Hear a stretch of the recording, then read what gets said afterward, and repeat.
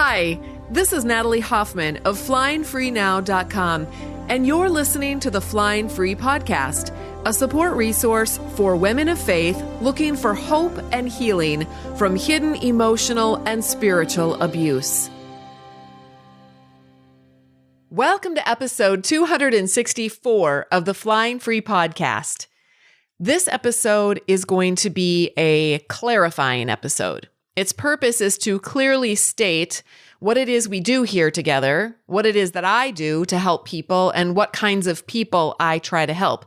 And then I want to address an issue that I see bobbing up to the surface more and more, and that issue has to do with boundaries. But before we get into that, I want to say that my books and my podcast and my programs are all geared toward women. So when I hear people say, that's not fair, why don't you talk about men too? They are victims too. You guys, that's like telling a kindergarten teacher, hey, it's not fair that you just teach little kids. What about the teenagers? How come you aren't teaching them too?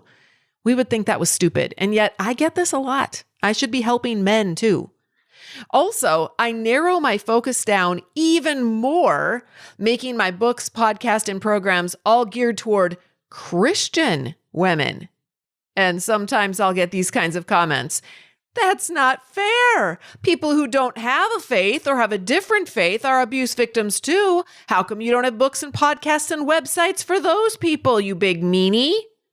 And guess what? I narrowed my focus down even more, making my books, podcasts, and programs all geared toward Christian women in emotionally and spiritually abusive marriages. And I get comments about that too. It's not fair. The things you are saying will get all the victims who are being beaten killed if they do them. That's true. The advice I would give to someone in the kind of marriage that I used to be in is not the same kind of advice I would give to a woman in a physically abusive relationship. But I have never said that I am offering advice to women who are in those kinds of situations. My mission is clearly stated on every public-facing thing I have on the internet. I help Christian women in emotionally and spiritually abusive marriages. That's it. That's all I help. I help no one else, or at least I don't make any promises to. Now, here's the beautiful thing about all of this. I am only one of 8 billion people in the world. And that means I can focus on my niche, and there are likely thousands of others focusing on men, people of other faiths, or, agnostics or atheists, and people who are in violent relationships. So if you're listening or reading and you don't fit exactly into the niche that I'm trying to help, you are more than welcome to listen in. And I hope that you get some good insights. I've actually had men reach out to me on the back end and say, hey, I am actually a male victim, but I want you to know I listen to your podcast every week and I get so much out of it. And I just flip the genders and everything that you say applies to me too. Like, good for them. That's really smart. And anyone can do that if you want to just, glean what you need. But please don't expect to get the help that you need from me if you don't fit into that niche. I'm not your girl, and I don't apologize for not being able to help all 8 billion people on the planet. I am not a supernatural goddess, last I checked. Now, if you are a Christian female in an emotionally and spiritually abusive marriage, then you are in the right place. Everything I say is going to resonate with you. And I promise, well, maybe not everything, but a lot of it is. I promise if you hang out with me and other people who are like me, or just like you, I should say, just like all of us, then your life is going to change. We're always influenced by the books we read, the things we listen to, and the people we hang out with. So pick ones that are going to move you forward in your life. Now, if that's not me, then why are you wasting your time listening to this? Go find what you need that's going to nourish you in your particular life. Okay, next, I want to say this. It is not my practice to go around and pick apart other people who are trying to help people in other niches. So I don't go around to other people's websites and freak out that they are teaching something that I disagree with. I don't have time for that, for one thing, but I don't even have a desire to do that. or something that is specifically for women who are being sexually abused, which is not my area of expertise at all, or physically abused or what have you. Instead, what I try to do is to bring on different voices here on my podcast when I can, and I try to learn from a variety of those voices and introduce them to you. Now, that doesn't mean I agree with 100% of what they say, but I also do not view myself as the information police. I have faith that you, as listeners, are adults, and you can make those decisions for yourself of what you want to believe or not believe. I believe in you. However, there are people out there who do make it their practice to pick apart other advocates, twist their words, and sabotage their work. I don't think that's serving themselves and their self-development. I don't think it's helping in their own healing. I don't think it's serving the survivor community at large. And I'm going to call that out today. I want to talk today about the idea that teaching women to have boundaries is the equivalent of victim blaming, because I'm seeing this message a lot out there right now. If we teach abuse victims how to protect themselves by creating a boundary, that is the same thing. This is what these people are saying. That is the same thing or equivalent to accusing them of being at fault for being abused when the abuser does not respect their boundary. So these people are saying that if I or others teach boundaries, that we believe that if victims just set a boundary, then they wouldn't be abused. I can hardly believe that this is being said, but that's what they're saying. Let me phrase this a different way. They think that I'm doing this. If I teach my teenager how to protect herself by creating a boundary of saying no to a date who wants to get in her pants, that is the same thing as me accusing her of being at fault for having a boy who wants to get into her pants in the first place. It's like I'm teaching that if she just said no, then no boys would ever want to get into her pants. Do people seriously think that I believe or teach that? That's a really big stretch. And yet that's what I'm seeing out there. And I'm not the only one being accused of victim blaming simply because I believe in empowering victims. I've seen other advocates whom I have tremendous respect for and who are doing amazing work and changing thousands of lives with that work. And they are being accused of the same thing. We are being accused of victim blaming simply because we help women understand what boundaries are and what they aren't, and that every woman has a right to control her own mind and body. And I will stand on that until the day I die. That is a belief, I believe, that's rooted in love and respect for adult women and their rights to their own voices and their own autonomy. So the purpose of this episode is to publicly state where I stand, what I believe, what I teach, and who I help. Now, I do not expect everyone to agree or to be respectful. I can't control how everyone reacts to this. I'm sure there will be a lot of people who don't agree with me and have no respect for me. And that's okay. I give you permission to feel however you want to about me. But I do expect myself. Here's what I do expect. I expect nothing from anyone else. I do expect a lot from myself. I expect myself to continue to show up for my own life and work because that is the only thing I have control over. And here we go. Now, you can read my memoir to learn more. It just came out, I think, a couple weeks ago. I record these things way in advance, so I'm not sure, but I think it just came out. But basically, it's called All the Scary Little Gods. You can get it in paperback format or Kindle or Audible. But basically, I spent most of my life surrounded by significant people to me, meaning a parent, a husband, a sister, who enjoyed taking everything I said and twisting it to mean the opposite of what I was saying, and then using that as a weapon to exploit, manipulate, and abuse me. And I don't like that. I didn't like it then, and I still don't like it. I think it's mean. So let me be clear that if my 250 episodes and thousands of hours of teaching and writing on this are not yet clear enough, I just want everyone to know I do not believe, nor have I ever taught, that it is a victim's fault if she is being abused. And I call into question the integrity and motives of anyone who says otherwise. Now, I'm going to read a Facebook comment that explains this perspective that some of these people have. And this particular person articulated her viewpoint clearly and respectfully. And it was very helpful for me to understand where they are coming from. I didn't agree with it, and I'm going to go into that in just a minute, but at least this person was respectful. She wasn't, I've seen a lot of very disrespectful comments out there on both sides, really. Honestly, I've seen a lot of catfighting, and it's gross. It's like, wait a minute, why are we going back to, anyway, I won't get into it, but I very much appreciated how this person responded on my Facebook page. Not everyone who has commented on my Facebook page has been as respectful. So here's how she started. Emotional and spiritual abuse is always a risk factor for physical escalation, particularly when new boundaries are instituted by a victim survivor. Okay, so far I agree 100% with her. And I warn women about this all the freaking time.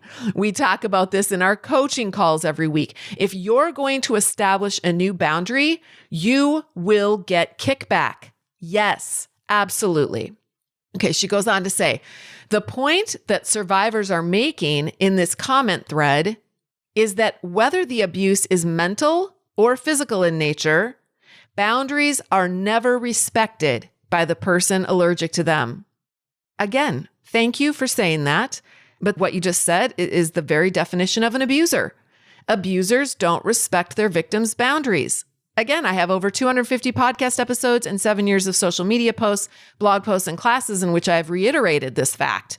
Saying that on my Facebook page is as if they are arguing with me about this, is like thinking that you're arguing with McDonald's if you go to them and insist that if they just sold burgers and fries, they could make a lot of money. It just doesn't make any sense. All right, the next thing she said is this. This commentary is suggesting to people that the victim is to blame for the abuse they are experiencing due to something they inherently lack, which is, in this case, boundaries. No, I've never said that abuse victims are being abused because they have no boundaries. Here's what I have said.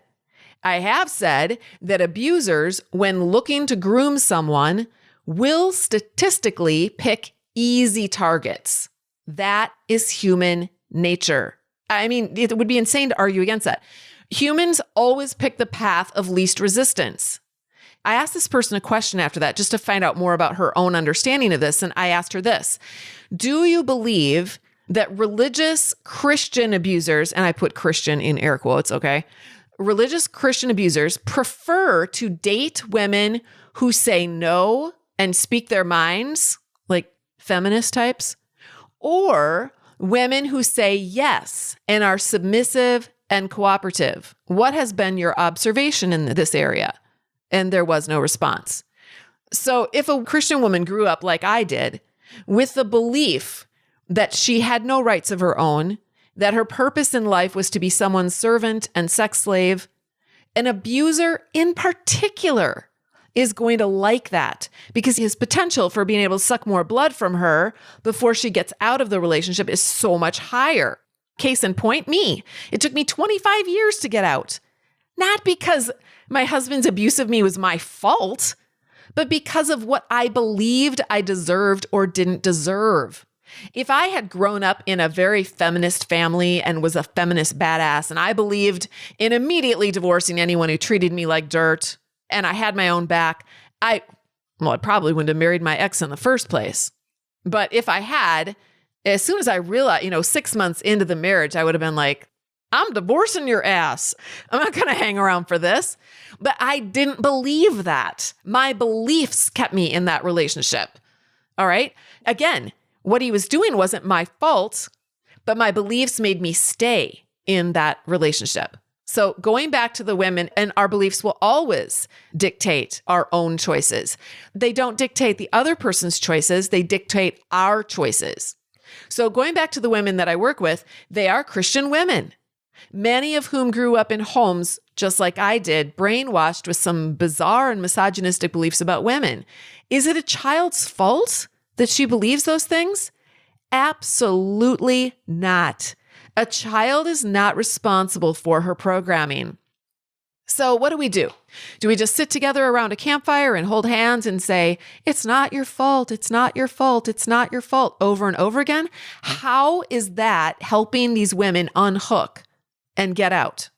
Yes, McDonald's knows that burgers and fries are it. And yes, we know it's not the victim's fault. Do we really want to just stay there and talk about it all the time? Are there no opportunities for victims to actually move forward with their self-development? Or are they doomed to weeping in their tea for the rest of their lives as powerless victims? Dear God, I hope not. I might as well just hang up my hat and shut this whole thing down if that's the case. All right, then she goes on to say, when in fact, many victims initially entered into abuse relationships with intact boundaries, which were eroded over time under psychological abuse. Hence, why this commentary is being viewed as victim blaming. So she's saying the reason this commentary is being viewed as victim blaming is because many victims went into their abusive relationship with intact boundaries. And then they were eroded over time with psychological abuse. Now, it might be true that some victims, I'm not going to say that all victims do this because they absolutely don't. I was one who absolutely, this did not fit my MO at all. But some victims maybe initially entered into an abusive relationship with fantastic boundaries. Now, I would like to see some actual statistics on that. You can't just throw something out there and then assume that's a fact. Because here's the thing, I have actually worked closely. I don't have any stats, but I have worked closely for several years with thousands of Christian women who were brainwashed with very specific ideas about men and women. And I have heard their stories, hundreds and hundreds and hundreds of stories. I hear their stories every day. I get emails. I interact with these women and their stories in our private forum and on social media. I have never, ever once heard this story from any of them or any version of this story from any of them. I had amazing boundaries going into my abusive relationship, and I always had my own back. And then the abuser took all of that away from me. I haven't heard any version of that. But the story I do hear over and over again, like a mantra, is this one, some version of this. I believed I was doing God's will, and it was my job to serve and suck it up and give him sex and submit if I was a good Christian. And I was never allowed to leave. And you know what sets those women free, finally? When they discover the amazing truth about, guess what? Boundaries. That they also have rights to their own mind and body, and that they can say no, and that they can have a voice, and that often they can leave, which is the ultimate boundary if they want to. Now, obviously, I've talked about this before. Not everyone can leave right away, right? I'm not going to go into that here, but I'm just saying many of them can leave, and they do leave. I've watched them, I've helped them, and then I've worked with them after they've left. Hundreds of stories, you guys. And those women would all tell you, yeah, it all started when I first realized that I was a separate person from my husband and I could say no and I could have a boundary and protect myself. I did not know that. I didn't know that I could walk out of the room if I wanted to. I didn't know that I didn't have to answer a question if he was berating me and badgering me about something. I had no idea. I had no idea that I could just not make him dinner if he was going to complain about it that night. Have you ever asked any of these important questions? Why does my marriage hurt so bad no matter how hard I try to make it better? Who am I anymore? And why do I have so much loneliness and self-hatred inside? What can I do to move forward in my life when I've felt stuck for so long? And where is God in my mess? I've been praying for years and I don't think he's listening anymore. If you're a Christian woman in a confusing and painful marriage who feels like you're spinning your wheels, looping on the same problems week after week, I'd like to help you change that. The Flying Free program gives you transformational coaching, courses, workshops, and a close-knit community of women to support you on your journey, and it's only $29 a month. I've got help for you that addresses the issues you're dealing with and aligns with your core values so you can feel better and move forward.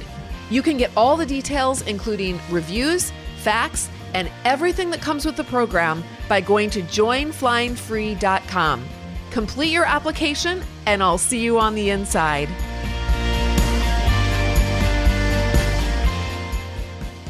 Now, again, so a lot of people are going to say, well, what if the husband is going to beat you if you don't make him dinner? But remember what I said at the very beginning of the podcast episode? Who do I talk to? I'm not talking to women who are in danger of getting beaten or getting killed. My work is with women who are in emotionally and spiritually abusive relationships. These are women who are married to husbands who are in churches, and they know exactly what lines they can and cannot cross. And they often make sure that they just bring their big toes up to the line and they don't cross it. The women of those husbands, that's who I'm helping. Now, maybe the survivors that these particular people are helping are in a different niche than the one I'm helping. Maybe the victims that they're used to helping all used to be badass feminists with rocking boundaries. Maybe that's the story over there. If that's the case, then yes, their message would ring true for those women. And I say, go, give those women that message and go help them. But again, I'm not talking to that kind of woman. The women I'm working with are the ones that are on my Facebook page. They're the Christian women in emotionally and spiritually abusive relationships. So I don't go around to other people's Facebook pages telling them what they should and should not teach, and that if they don't teach what I'm teaching, then they're bad people. I'm not telling everyone, don't listen to those people over there, but you should listen to me instead. Heavens to Murgatroyd. Here's another part of the quote. Also, in my experience and observation, survivors are experts at staying alive and safe. The lack of boundaries is often part of our survival mechanism to get through what is being experienced. Yes, right. Burgers and fries. So this can be reframed from you were abused due to lack of boundaries, which I have never said, by the way, to you did everything you needed to in order to survive, which is something everyone who works with me knows I believe and teach. And then she says, which is an inherently more empowering message. Yes. Again, we are telling McDonald's how great it would be if they only sold burgers and fries.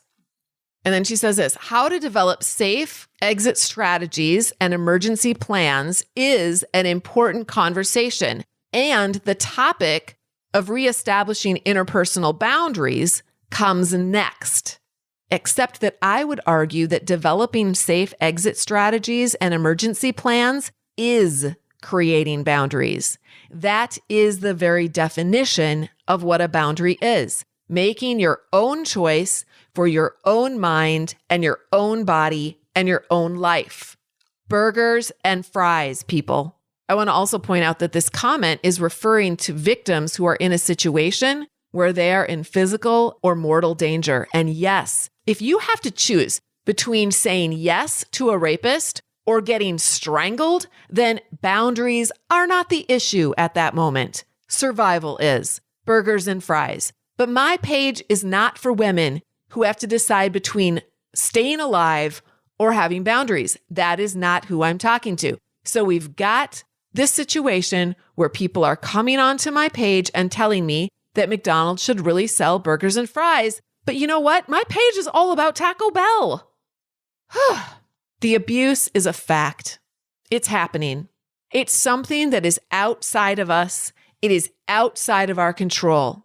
It is not our fault that that is happening to us. Step one is a radical acceptance of this reality. And I teach this all the time. I repeat it ad nauseum. But we can't just stop there. Step two is turning our focus away from the abuser and all of his drama and tornado activity and refocusing our energy on us and our opportunities. Our opportunities are our boundaries. So let me give you an example. If someone had broken into your house and you were hiding, your hiding is actually a boundary. It's you saying, I don't want that person to invade my personal space and hurt me. So what can I do? He's coming for me.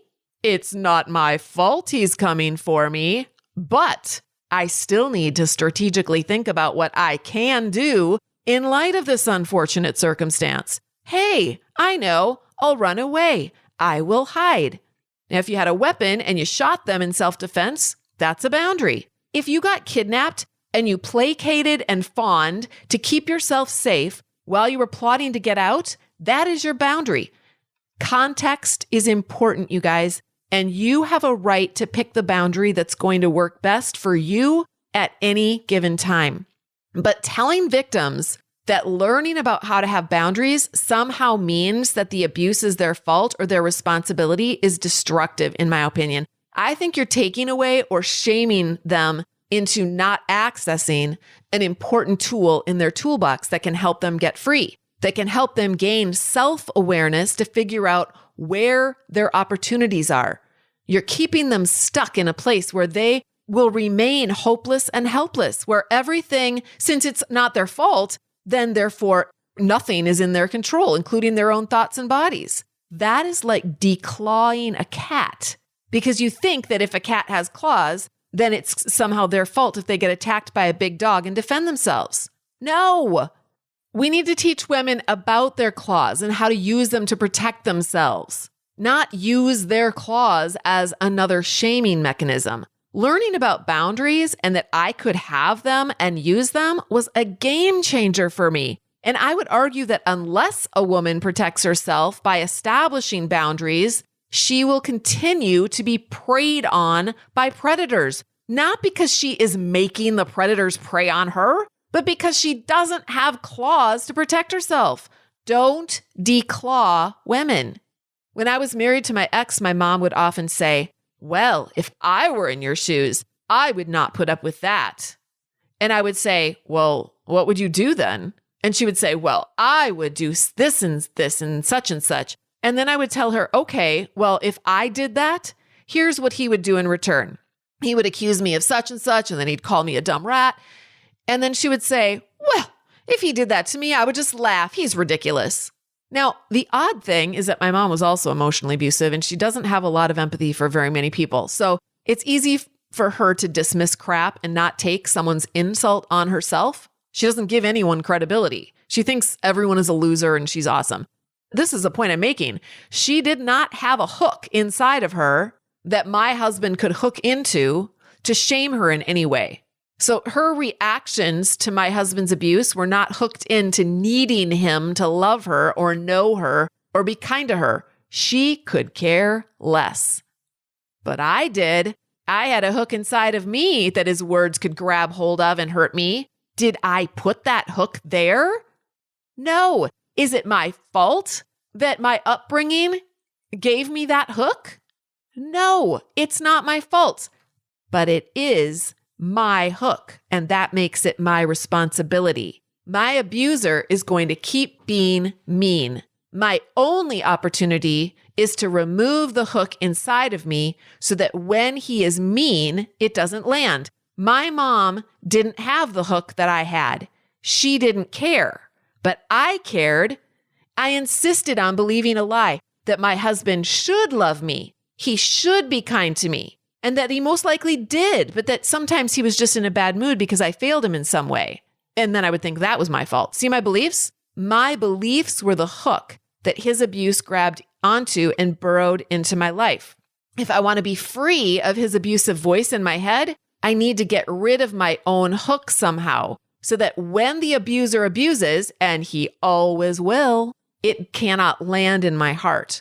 The abuser will always abuse. It is not his victim's fault he abuses, but if she wants to get unhooked internally, she needs to figure out a way to get rid of that hook inside of her so that his lies about her no longer land on her psyche and destroy her.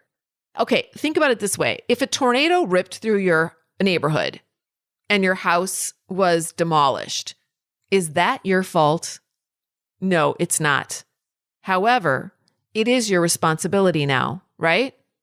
If you want to have another house or rebuild that one or figure out another way to have shelter, are you just going to sit on the crumbled doorstep and go, well, I guess that's it for me because this wasn't my fault.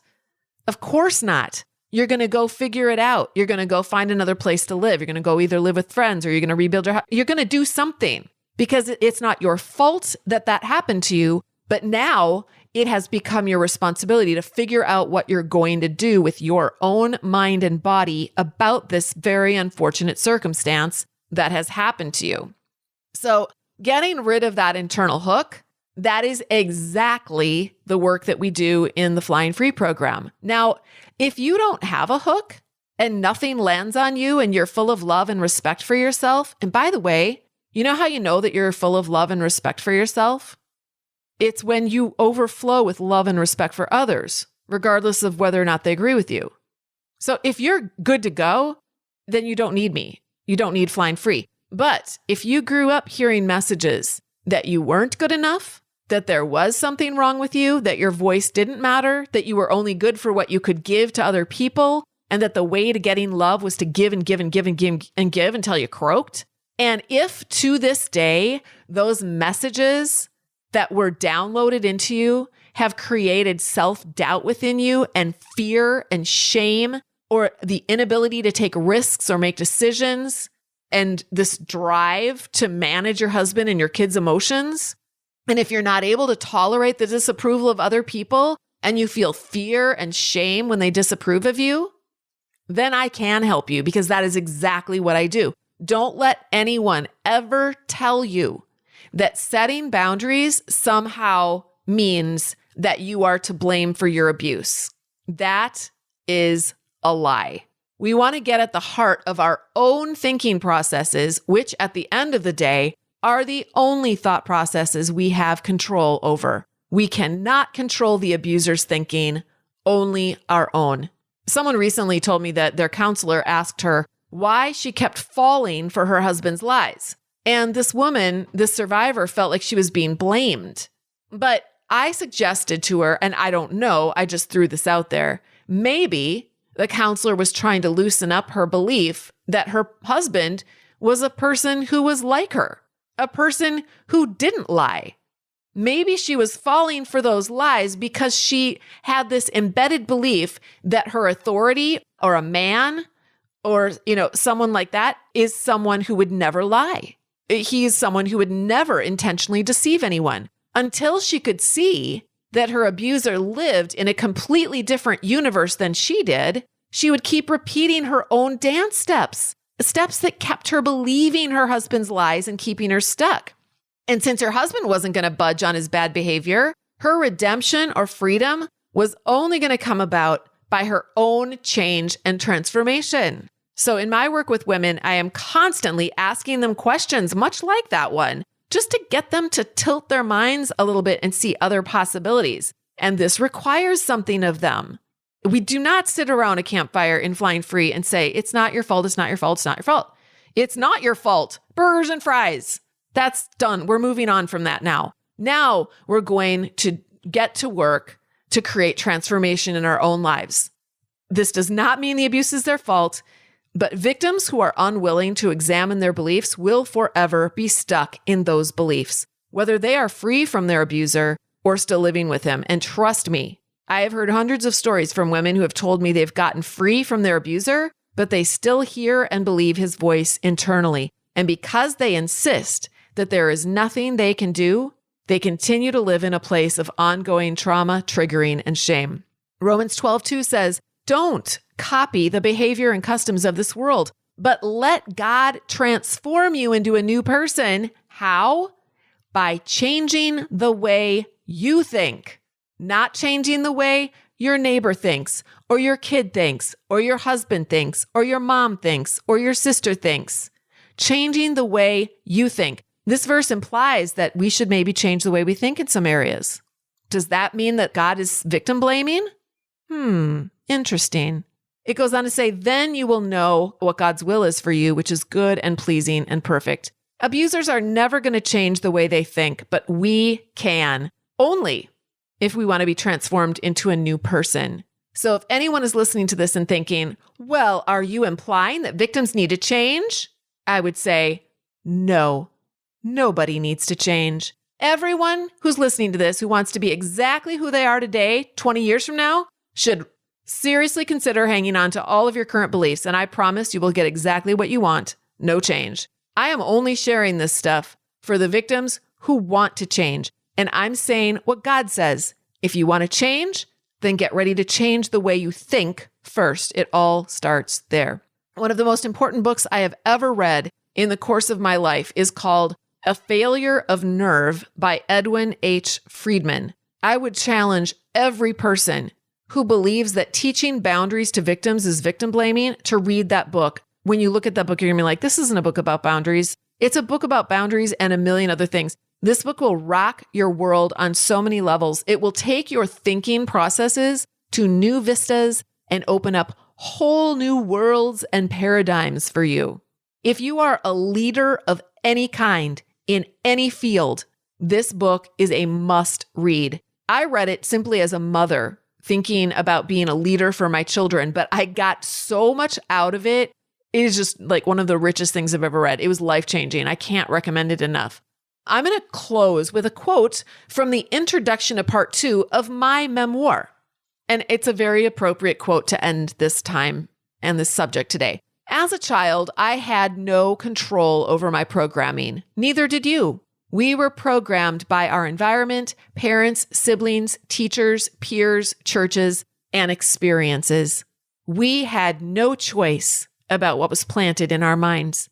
But as we move into adulthood, we do have choices about what we will allow or not allow into our lives. However, most of us will make those choices based on the programming of our past. In part 2, I made choices that I look back on now and regret because at the time, I chose to continue in much of my early programming.